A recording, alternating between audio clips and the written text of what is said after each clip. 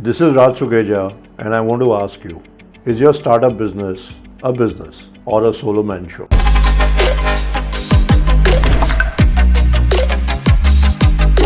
Is your startup a business? This is a good question. I'm calling it good because I'll tell you why. Most people think running any business is in itself a goal, an accomplishment. But typically, there are two types of differentiators in a business. One is a solo man show where there's a person who does everything. Let's call it a doctor or a barber or any professional for that matter. Now, this person could be a doctor who's managing a clinic, has patients who come to him, and he checks them, he does whatever diagnosis he has to do, he gives them medication. But when the doctor is no more, the clinic is shut. That's a solo man show. But there's another doctor who forms a clinic, who has other doctors, other specialties working in that clinic for him, and he manages the clinic. Now it doesn't really matter whether the doctor attends that clinic or not, exists or not, or has passed on, because the clinic will stay, the doctors will stay, the work will go on with or without him. That is a business.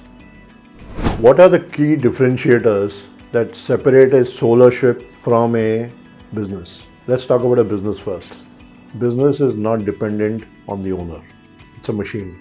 Needs to keep working, needs to keep generating profits, needs to keep satisfying customers, needs to keep fulfilling needs that happen and evolve in a dynamic fashion when the needs change, so that it doesn't go stale with time. A solopreneurship, on the other end, is the other end of the spectrum, where the entire business is dependent on that person running that show. And when that person no longer exists, the business dies.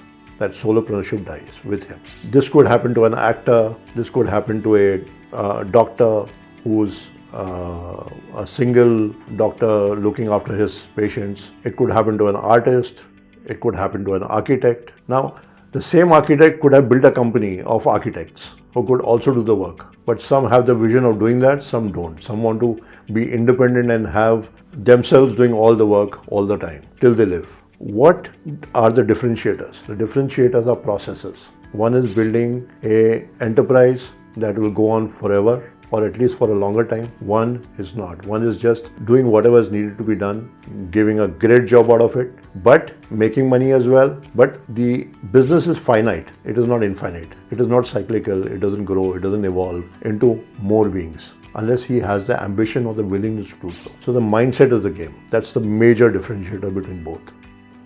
For a business to evolve, you need a process, you need structure, you need hierarchy, you need people. People who can complement you, who are competent to deliver results, who can accept and deliver on responsibility, who can work with clients, who can work with all necessary departments of a business and can make independent decisions without your presence. Of course, controls need to be set.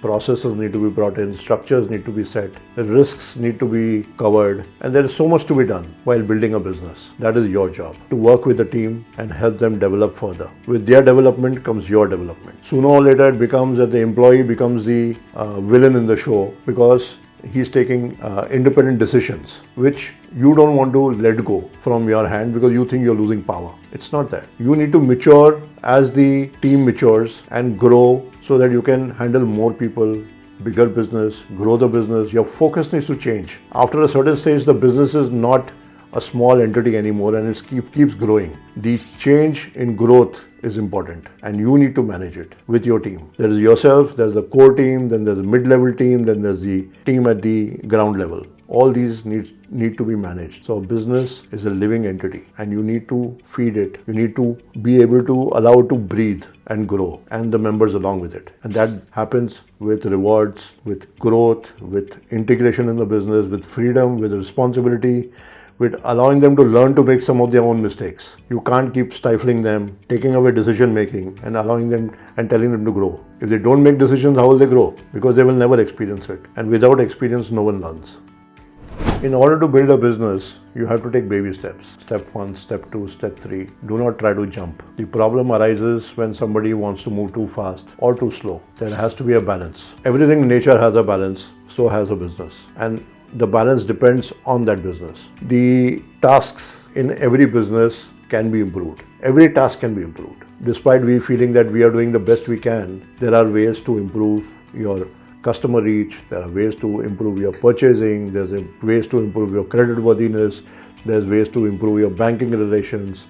It's all upon focus. So you as the top guy or lady who has started the startup needs to focus on is improvisation, optimization, not allowing beliefs to stop you from growing or evolving, rather than breaking belief at every point and going to the next level. That is your goal. So don't let it hold you back. Grow, evolve, understand, research, authenticate, and there's nothing that can stop you. But please, please be compliant. Do not let compliances hold you back.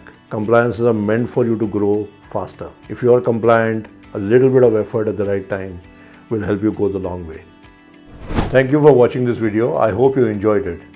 Please like, subscribe, share, and hit the bell icon for all future updates.